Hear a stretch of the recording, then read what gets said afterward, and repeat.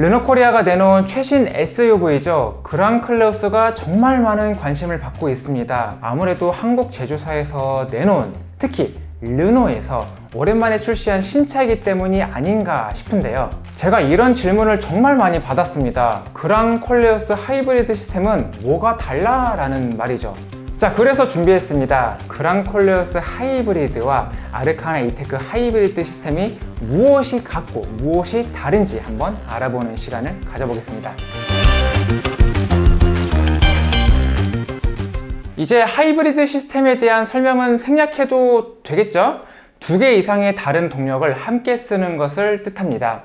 그럼 아주 간단하게 우리에게 친숙한 방식을 중심으로 복습 한번 하고 넘어갈게요. 먼저 토요타, 엔진과 바퀴 사이에 2개의 전기 모터가 탑재됩니다. 그리고 엔진을 쓸 것인지 모터를 쓸 것인지 같이 쓸 것인지 아니면 충전을 할 것인지를 이 파워 스플릿 디바이스라고 부르는 PSD가 적절히 분배를 시켜주고요. 이 기술이 1997년 처음 등장했으니까 거의 30년 됐잖아요. 벌써 5세대 하이브리드로 업그레이드가 됐습니다. 그 사이 밋밋하게 느껴졌던 엔진 회전수도 변속 감각을 전달하게 됐고요. 4개의 물리 기호와 가상 기어비를 조합해서 10단 기어를 만든 멀티 스테이지 하이브리드도 등장을 했습니다. 다음은 혼다인데요. 엔진과 2개의 모터를 쓰는 부분은 거의 똑같습니다. 구동 모터는 카운터 샤프트라는 것을 통해 바퀴가 굴러갈 수 있도록 적절한 기어비로 변경이 되는데요. 여기에 다판 클러치 방식으로 제작된 오버드라이브 클러치가 더해집니다. 평상시에는 모터로만 움직이거나 엔진과 모터가 함께 힘을 발휘하는데요. 일정 속도 이상으로 달리면 오버드라이브 클러치가 맞물려서 엔진과 모터가 직접 연결이 됩니다. 이때 계기판에는 락업 모드가 실행이 되는데요. 구동력이 엔진, 모터, 바퀴를 통하지 않고 엔진이 바로 바퀴를 굴리게 만들어서 효율을 높이는 개념입니다. 이때는 직병렬 방식이 아니라 엔진과 변속기 사이에 모터가 위치하는 병렬형과 동일한 개념으로 바뀌는 것이죠. 현대차와 기아의 대표적인 하이브리드 방식이 바로 이 병렬형이죠. 엔진과 변속기 사이에 전기 모터를 추가해서 간단하면서 효율적인 하이브리드 시스템을 구현했습니다. 현재 유럽 브랜드가 내놓은 플러그인 하이브리드 방식이 거의 이런 병렬형 구성이기도 하고요. 저속에서 전기모터 개입 부분이 직병렬 방식보다 제한적이라는 점은 단점이지만 고속도로와 같은 환경에서 장거리를 달릴수록 연비가 크게 높아진다는 장점이 있습니다. 그럼 그랑콜레오스 하이브리드 시스템은 어떤 방식을 쓰고 있을까요? 자, 들어가기 앞서 구독 버튼 한번 눌러주시면 저희에게 정말 큰 힘이 되니까 부탁 한번 드립니다. 먼저 1.5L 터보 엔진이 있고요. 여기에 2개의 전기 모터가 더해집니다. 여기까지는 직병렬 하이브리드 시스템과 거의 비슷하죠? 그런데 여기에 3단 변속기가 더해졌습니다. 이 변속기에는 2개의 인버터와 1개의 하이브리드 컨트롤 유닛까지 포함이 되는데 컴팩트한 디자인으로 효율성을 높인 것이 가장 큰 특징입니다. 시속 20km 이하 속도에서는 전기 모터만으로 주행을 하고요. 시속 20km에서 70km 구간에서는 엔진과 모터가 상황에 맞춰서 작동을 해서 효율성을 최대한 높여줍니다. 그리고 시속 80km 이상 속도에서는 엔진이 직접적으로 개입하도록 만들어졌습니다.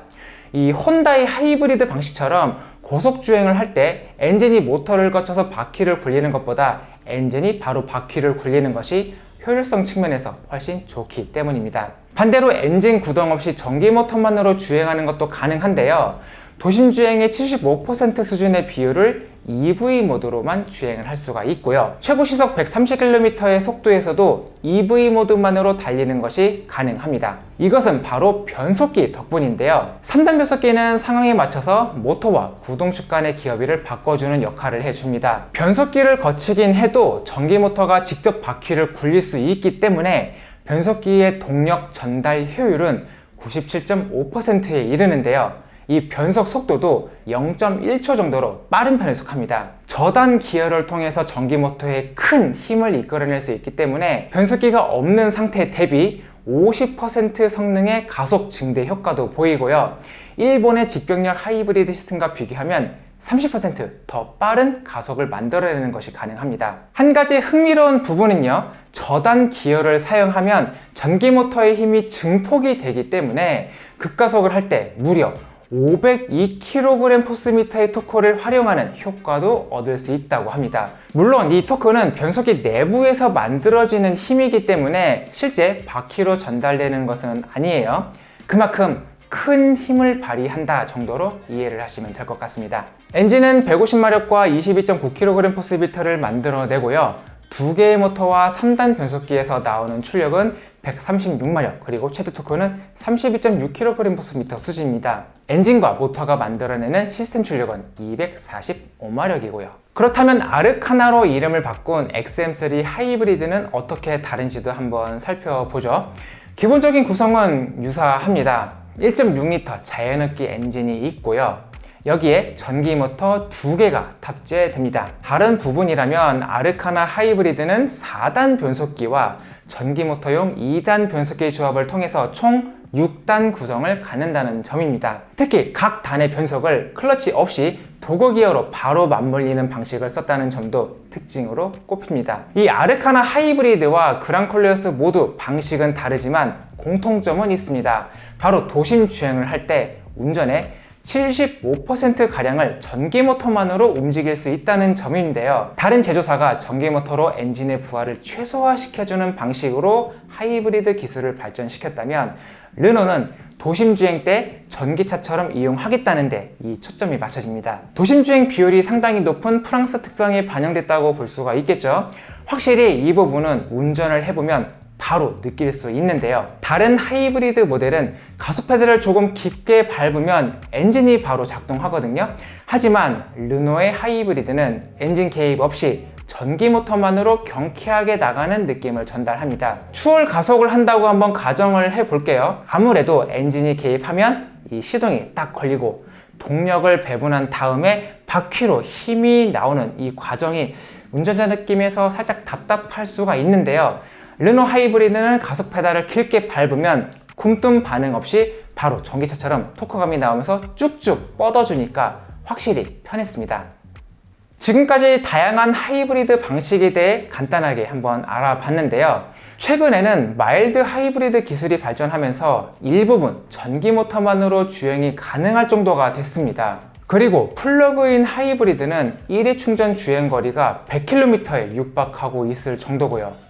이 밑에서는 마일드 하이브리드가, 그리고 위에서는 플러그인 하이브리드가 상당히 발전하면서 지금의 일반 하이브리드 위치가 조금 애매해진 부분이 없지 않아 있습니다. 하지만 충전을 할 필요가 없다는 점, 그리고 전기 모터 힘이 갈수록 강해지고 있다는 점, 내연기관 터보 엔진의 터보렉을 보완해서 터보차저의 주행 감각까지 끌어올려 준다는 점, 그리고 가격 경쟁력이 높아졌다는 점 등등 하이브리드만의 강점은 아직도 많이 있습니다. 하이브리드라는 개념이 나온 지 거의 30년 가까이 되다 보니까 제조사마다 접근하는 방식이 다르다는 점도 상당히 재밌었던 부분이고요. 지금까지 내용이 유익하셨다면 구독과 좋아요 잊지 마시고요. 그럼 저는 앞으로 더 유익한 내용으로 다시 돌아오겠습니다. 지금까지 저는 김선웅이었고요. 여러분들은 모터그래프와 함께하고 계십니다.